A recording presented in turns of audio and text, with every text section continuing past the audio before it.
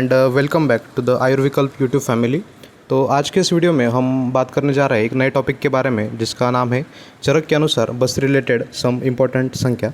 तो चरक सिद्धि स्थान जो है वो काफ़ी डिफ़िकल्ट स्थान सबके लिए जाता है, लेकिन इसमें से जो कुछ स्पेसिफिक या फिर बेसिक क्वेश्चंस आते हैं उसको हम एकदम शॉर्ट में कुछ ट्रिक्स के हिसाब से कैसे लर्न करने हैं उसका आज डिस्कशन करेंगे। तो चलिए आज के इस टॉपिक को हम स्टार्ट करते हैं। तो बेसिकली आपको पता है कि ये जो 3 प्रकार के जो बस्ती होते हैं उनकी संख्या हमेशा पूछी जाती है।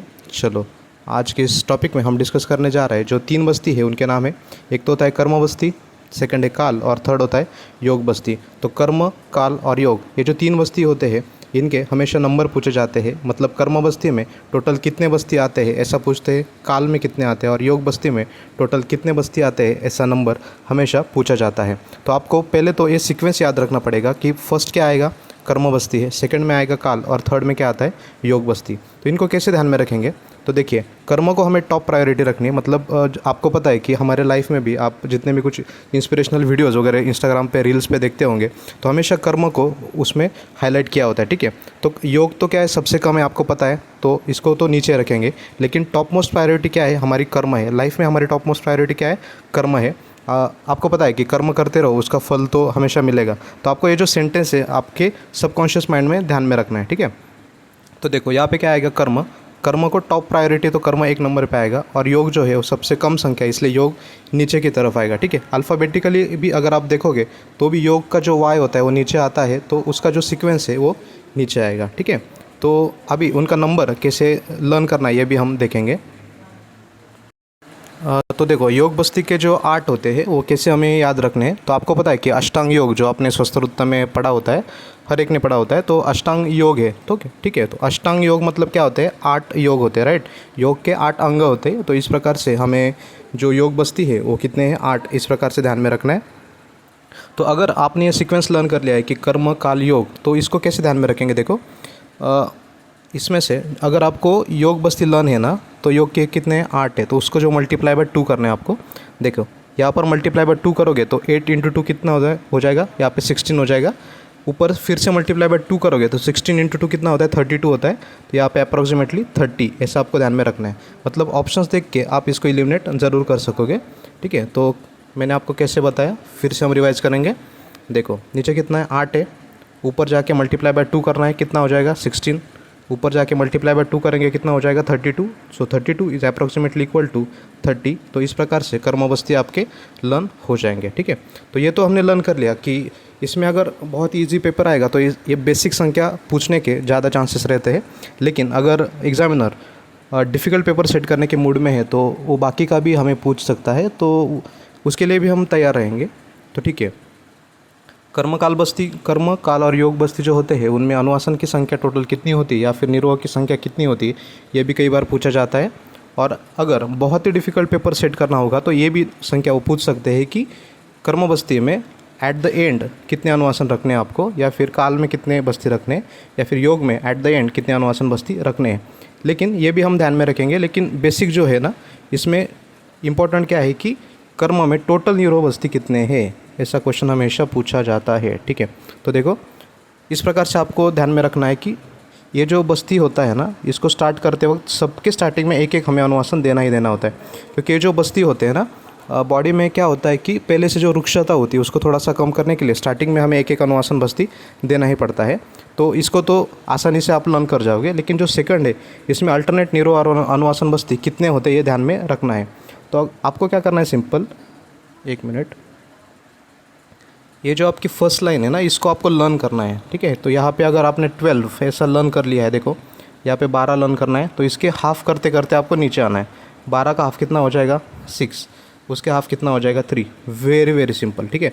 जैसे मैंने आपको बताया था कि अष्टांग योग में 8 है, 8 के डबल यहाँ पे 16 हुआ था, 16 के डबल यहाँ पे 32 मतलब 30 अप्रॉक्सीमेटली हुआ था, ठीक है। इसी प्रकार से यहाँ पे 12 ऊपर ध्यान में रखना है, 12 के हाफ़ कितना हो जाएगा, 6, उसके हाफ़ कितना हो जाएगा, 3।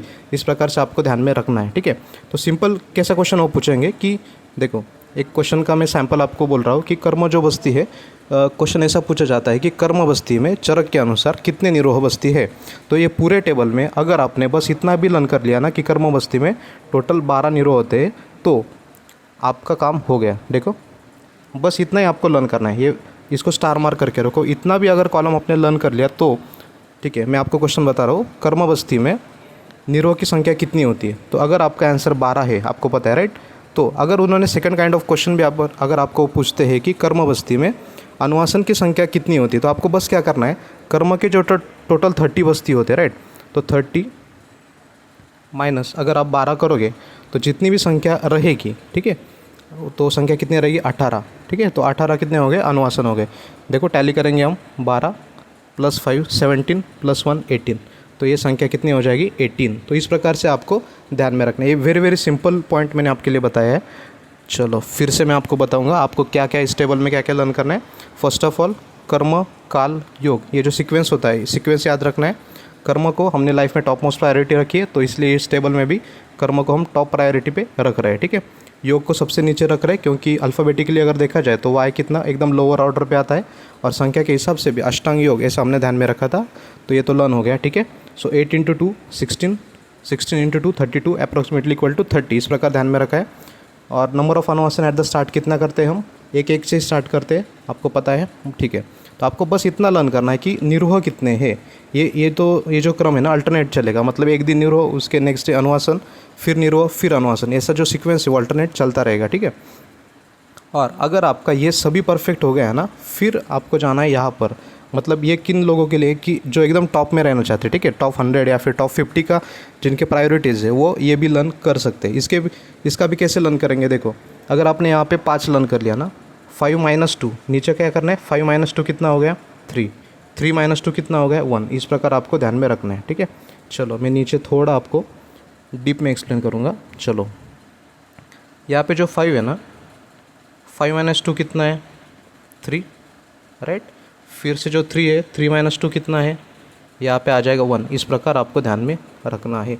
मतलब नीचे 2 से माइनस करके आपको आना है। तो ये तो काफ़ी मैथमेटिकल काइंड ऑफ कैलकुलेशन हो गया, लेकिन इसमें क्वेश्चन हमेशा पूछे जाते। फॉर द एवरेज पीपल अगर आपको इतना बहुत डिफ़िकल्ट हो रहा है तो आपको बस इतना ही ध्यान में रखना है, जैसे कि मैंने बताया कि कर्मकाल और योग जो बस्ती है इनकी संख्या लर्न कर लो, वेरी इंपॉर्टेंट। उसके बाद में कर्म बस्ती में निरोह कितने आते हैं इतना भी लर्न कर लिया, तो स्टार्टिंग में 12 ध्यान में रखो, उसके हाफ करना है 6, उसके हाफ करना है 3, इतना भी लर्न कर लिया। फिर अगर आप वो पूछेंगे कि कर्म बस्ती में अनुवासन कितने हैं, तो कर्म बस्ती से अगर आपने निरोह माइनस कर दिए तो अनुवासन की संख्या आपकी ऑटोमेटिकली आपके सामने आ जाएगी। तो अनुवासन की जो संख्या है वो लर्न करने की बिल्कुल भी ज़रूरत नहीं है, आपको 2 ही पॉइंट लर्न करने, कर्म बस्ती में टोटल कितने बस्ती आते हैं, काल बस्ती में कितने आते हैं, योग में कितने आते हैं, ठीक है। ये लर्न करने के बाद में आपको बस ये कॉलम लर्न करना है, तो टोटल 2 ही कॉलम, 1 2 इतने ही 2 कॉलम आपको लर्न करने हैं। लेकिन जिनकी प्रायोरिटीज़ एकदम टॉप रैंकर्स में है उनको ये भी लर्न करना मस्ट है, ठीक है। तो इस प्रकार से हमने चरक के बस रिलेटेड जो कुछ इंपॉर्टेंट संख्या थे उनको लर्न कर लिया है। तो अगर आपने अभी तक हमारे चैनल को सब्सक्राइब नहीं किया है तो आप इस चैनल को सब्सक्राइब कर सकते हो। और अगर आपने हमारे जो वीडियोस देखे हैं अगर आपको पसंद आ रहे हैं तो आपके फ्रेंड सर्कल में आप उससे ज़रूर शेयर कर सकते हो। और हमारे जो व्हाट्सएप ग्रुप है, टेलीग्राम ग्रुप है या फिर इंस्टाग्राम है, इसके बारे में जो कुछ भी डिटेल्स है वो मैंने ऑलरेडी डिस्क्रिप्शन बॉक्स में पोस्ट की है। तो अगर आप हमसे जुड़ना चाहते हो तो उस लिंक के थ्रू आप हमसे जुड़ सकते हो। तो नेक्स्ट वीडियो में हम फिर से मिलेंगे, तब तक के लिए चलो गुड बाय।